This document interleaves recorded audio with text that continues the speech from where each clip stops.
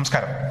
Israel Lebanon യുദ്ധവുമായി ബന്ധപ്പെട്ട്, Israel Yemen യുദ്ധവുമായി ബന്ധപ്പെട്ടൊക്കെ ഇപ്പോൾ ഉയർന്നു വരുന്ന ഏറ്റവും പ്രധാനപ്പെട്ട വാർത്ത, ഇറാനിൽ സാധാരണക്കാരായിട്ടുള്ള ആളുകൾ പ്രതിഷേധ സ്വരം ഉയർത്തുന്നു. അപൂർവമായാണ് അത്തരത്തിലുള്ള പ്രതിഷേധങ്ങൾ ഇറാനിൽ ഉണ്ടാകാറുള്ളത്. ഇറാൻ പ്രസിഡന്റ് മസൂദ് പെസഷ്കിയാനെതിരെയാണ് ഇപ്പോൾ വലിയ രീതിയിൽ അവിടുത്തെ ജനങ്ങൾ തെരുവിലിറങ്ങുന്ന ഒരു സാഹചര്യം ഉണ്ടായിരിക്കുന്നത്. നേരത്തെ ഹസൻ നസ്രുള്ളയുടെ കൊലപാതകവുമായി ബന്ധപ്പെട്ട് ആയത്തുള്ള അലി ഖമേനി അദ്ദേഹം പട്ടാള വേഷം ധരിച്ചു. ഉടൻ തന്നെ ഇസ്രായേലിനെ ആക്രമിക്കണം എന്നുള്ള അദ്ദേഹത്തിന്റെ ഒരു ഉത്തരവ് പുറത്തു വന്നു. സൈന്യത്തെ ലെബനോനിലേക്കും സിറിയയിലേക്കും അയക്കുമെന്ന് അദ്ദേഹം പ്രഖ്യാപിച്ചു. ഗോലാൻ കുന്നുകളിലേക്കും ഇറാൻ സൈന്യത്തെ അയക്കും, ഇറാൻ സൈന്യത്തെ വിന്യസിക്കും, ഇസ്രായേലിനെതിരെ ശക്തമായ ആക്രമണങ്ങൾ നടത്തും, പോരാട്ടമുഖത്തുള്ള സംഘങ്ങൾക്ക് സഹായങ്ങൾ എത്തിക്കും, അവർക്ക് നേതൃത്വം കൊടുക്കും, മുന്നിൽ നിന്ന് പോരാട്ടം നടത്തും എന്നൊക്കെ ആയത്തുള്ള അലി ഖമേനി വളരെ വ്യക്തമായി പറഞ്ഞിരുന്നു. മാത്രമല്ല, ഹസൻ നസ്രുള്ളയുടെ കൊലപാതകവുമായി ബന്ധപ്പെട്ട് അദ്ദേഹത്തെ സംബന്ധിച്ചിടത്തോളം അദ്ദേഹം വളരെ അടുത്ത ബന്ധമുള്ള ഒരു വ്യക്തിയാണ് ഹസൻ നസ്രുള്ള. ഒരുപക്ഷെ ഇറാനിലെ ജനങ്ങൾ അല്ലെങ്കിൽ ഷിയ വിഭാഗവുമായി ബന്ധപ്പെട്ട് നിൽക്കുന്ന ആളുകൾ ആയത്തുള്ള അലി ഖമേനിയോളം പ്രാധാന്യം കൊടുക്കുന്ന ഒരു ഷിയ വിഭാഗം നേതാവാണ് ഹസൻ നസ്രുള്ള.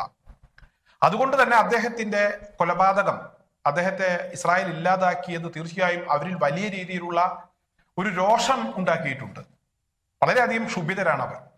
സൈന്യം റെഡിയാണ്, എല്ലാം സജ്ജമാണ്. പക്ഷേ പ്രസിഡന്റ് ഇവിടെ പരമോന്നത നേതാവിന്റെ ഉത്തരവ് നടപ്പിലാക്കാൻ സമ്മതിക്കുന്നില്ല. അദ്ദേഹം തടസ്സവാദങ്ങൾ ഉയർത്തുന്നു, തടസ്സം നിൽക്കുന്നു എന്നതാണ് ഇപ്പോൾ ഇറാനിലെ സാധാരണക്കാരുടെ ഒരു പ്രശ്നം. പരമോന്നത നേതാവ് ഒരു വിഷയത്തിൽ ഒരു ഉത്തരവിട്ടാൽ അത് നടപ്പിലാക്കണം എന്നതാണ് അവിടുത്തെ ഒരു രീതി, അല്ലെങ്കിൽ ദൈവകോപം ഉണ്ടാകും എന്നതാണ് അവരുടെ വിശ്വാസം. ഇവിടെ മസൂദ് പെസഷ്കിയാൻ അവിടുത്തെ ഒരു രീതി അനുസരിച്ച് അവിടെ സാധാരണ നടന്നു വന്നിരുന്ന ആ ഒരു രീതിക്ക് തടസ്സം നിൽക്കുന്നു എന്ന് പറയുമ്പോൾ അത് വളരെ ഗൗരവത്തോടു കൂടി തന്നെയാണ് പലരും നോക്കിക്കാണുന്നത്. പരമോന്നത നേതാവ് സൈനിക വേഷം അണിഞ്ഞാൽ അദ്ദേഹം ഇവിടെ സർവ്വ സൈന്യാധിപനാണ്. പിന്നെ പ്രസിഡന്റിനും പ്രധാനമന്ത്രിക്കും ഒന്നും അവിടെ ഒരു സ്ഥാനവുമില്ല. പരമോന്നത നേതാവ് പറയുന്നത് തന്നെയാണ് കാര്യം. ഇതാണ് ഇറാന്റെ ഒരു രീതി. പക്ഷെ ആ ഒരു രീതിക്കാണ് ഇപ്പോൾ മാറ്റം വന്നിരിക്കുന്നത്. കുറച്ച് ദിവസങ്ങളായി അത്തരത്തിലുള്ള വാർത്തകൾ അന്താരാഷ്ട്ര മാധ്യമങ്ങൾ പങ്കുവെക്കുന്നുണ്ട്. നേരത്തെ ഹിസ്ബുള്ള ഹസൻ നസ്രുള്ളയുടെ മരണത്തിന് മുമ്പ് തന്നെ ഇസ്രായേലിനെ ആക്രമിക്കാൻ ഇറാൻ തയ്യാറാകണം എന്നുള്ള ഒരു റിക്വസ്റ്റ് ഹിസ്ബുള്ളയുടെ ഭാഗത്തു നിന്നും ഉണ്ടായിരുന്നു.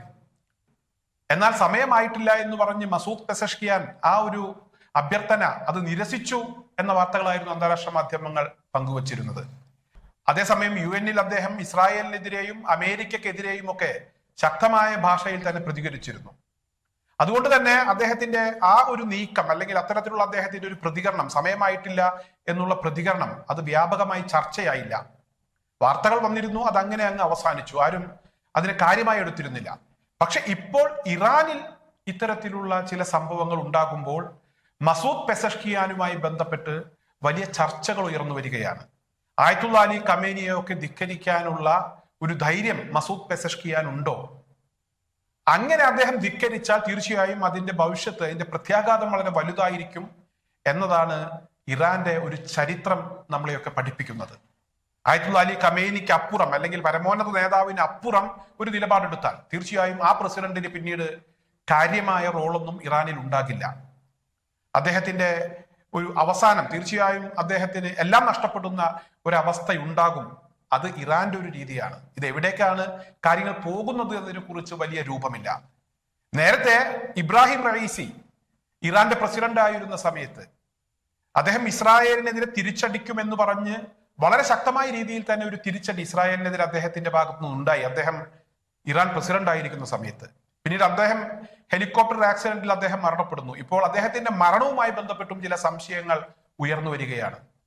ഇസ്രായേൽ നടത്തിയ ഒരു ഓപ്പറേഷൻ തന്നെയാണ് ആ മരണത്തിനും അല്ലെങ്കിൽ ആ ആക്സിഡന്റിനും കാരണമായത് എന്ന വാർത്തകൾ ഇപ്പോൾ പുറത്തു വന്നുകൊണ്ടിരിക്കുകയാണ്.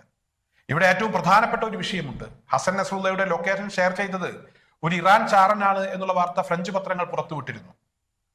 ഇറാൻകാരനായിട്ടുള്ള ഒരു ചാരൻ ഈ പണി ചെയ്യുന്നു. ഇവിടെ ഇറാന്റെ പ്രസിഡന്റ് ഇത്തരത്തിൽ ചില നിലപാടുകൾ സ്വീകരിക്കുന്നു. തീർച്ചയായും ഇതെല്ലാം ചേർത്ത് വായിക്കുകയാണ് ഇപ്പോൾ അന്താരാഷ്ട്ര മാധ്യമങ്ങൾ. ഇവിടെ ഹസൻ നസ്രുള്ളയെ ഇല്ലാതാക്കുന്നു, യമനിലെ ഹൂത്തി കേന്ദ്രങ്ങളിലേക്ക് വ്യോമാക്രമണം നടത്തുന്നു. ഇറാന്റെ പിന്തുണയുള്ള, ഇറാൻ തല്ലി വരാൻ പറഞ്ഞാൽ കൊന്നുവരുന്ന ടീമാണ് ഹിസ്ബുള്ളയും അതുപോലെ തന്നെ ഹൂത്തികളുമൊക്കെ. തീർച്ചയായും അത്തരത്തിലുള്ള സംഘങ്ങൾ അവർക്ക് ഒരു പ്രതിസന്ധി നേരിടുമ്പോൾ, അവരിവിടെ ഇസ്രായേലുമായി യുദ്ധം ചെയ്യുന്ന സമയത്ത്, രൂക്ഷമായ യുദ്ധത്തിലേക്ക് കാര്യങ്ങൾ പോകുമ്പോൾ, എല്ലാ പോരാളി ഗ്രൂപ്പുകളും സംഘങ്ങളും ശക്തമായ ആക്രമണം ഇസ്രായേലിനെതിരെ നടത്തുമെന്ന് പ്രതിജ്ഞ എടുക്കുമ്പോൾ ഇറാൻ പ്രസിഡന്റ് എന്താണ് ഇങ്ങനെ എന്നുള്ള ഒരു ചോദ്യം ഉയരുന്നുണ്ട്. തീർച്ചയായും ഇറാനിൽ നിന്നും വലിയ പ്രതിഷേധ സ്വരങ്ങളും ഉയർന്നു വരുന്നുണ്ട്. എന്താണ് യാഥാർത്ഥ്യം എന്നുള്ളതിനെ കുറിച്ച് കൃത്യമായ വിവരങ്ങളില്ല. വരും മണിക്കൂറുകളിൽ തീർച്ചയായും അതുമായി ബന്ധപ്പെട്ടുള്ള വിവരങ്ങൾ പുറത്തു വരും എന്ന് തന്നെയാണ് പ്രതീക്ഷിക്കുന്നത്.